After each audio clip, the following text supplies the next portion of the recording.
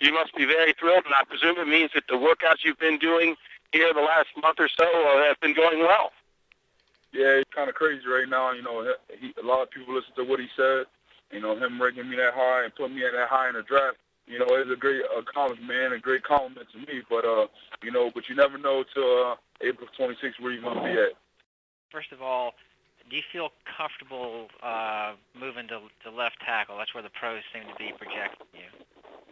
If I wasn't comfortable playing left tackle, they would have put me there. You know, where I played this year when we needed to be. I feel real comfortable playing left tackle.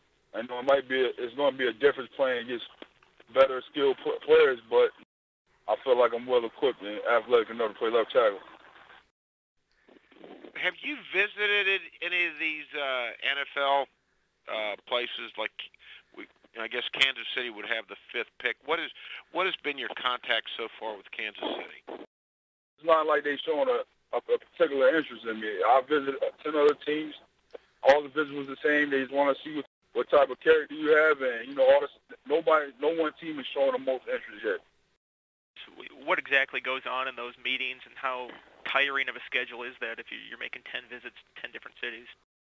I made this in 14 days. You know, you go. The visits start on Sunday, and you go from Sunday to Friday. You know, 2 days you get off over the weekend. You back at it for another week.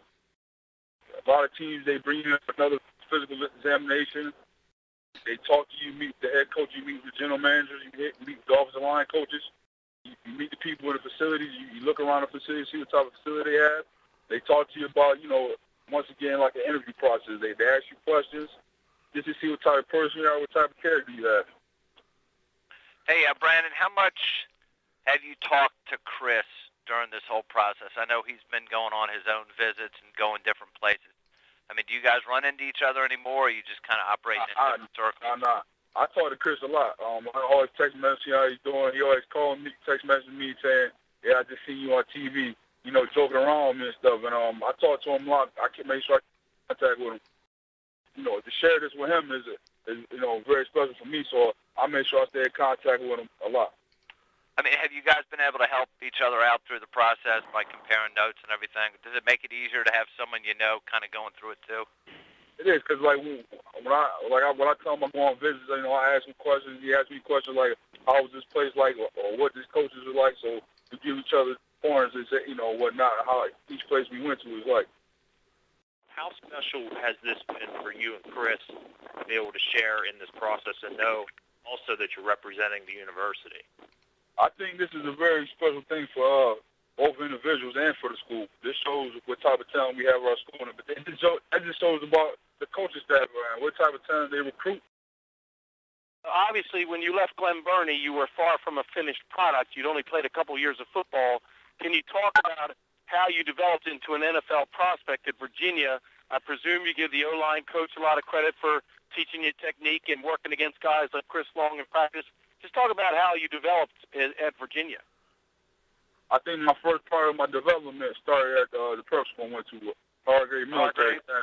Robert Pointing, Coach Robert Pointing, he was a hard-nosed coach, and I think the thing about it is just going to college and playing for Coach Go, you got to be a hard-nosed guy, and I think that going there helped mold me to be that type of guy. Coach Go wants you to be a dependable player, which is, you know, at Hargrave, you had to be dependable on your own at that school, and that just helped mold me to be that player when I got to UVA.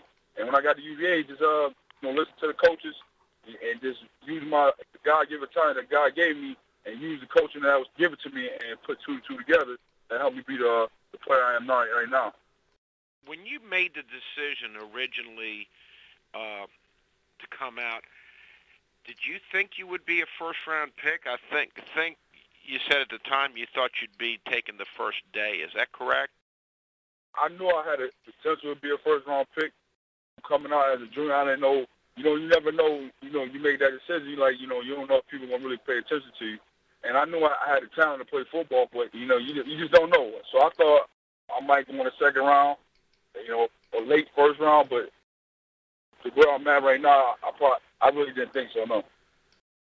Both the Redskins and the Ravens have expressed interest in you, being as that you went to Glen Burnie High and being as that your brother lives in Edgewood. be cool for you to play with the Ravens? That'd be very cool if I played with the Ravens or the Redskins. Two good teams right there that, are in the vicinity of where I live at. If that was to happen, I'd be very happy. But, like I said, whoever wants to draft me, wherever I get drafted, I'd be very happy.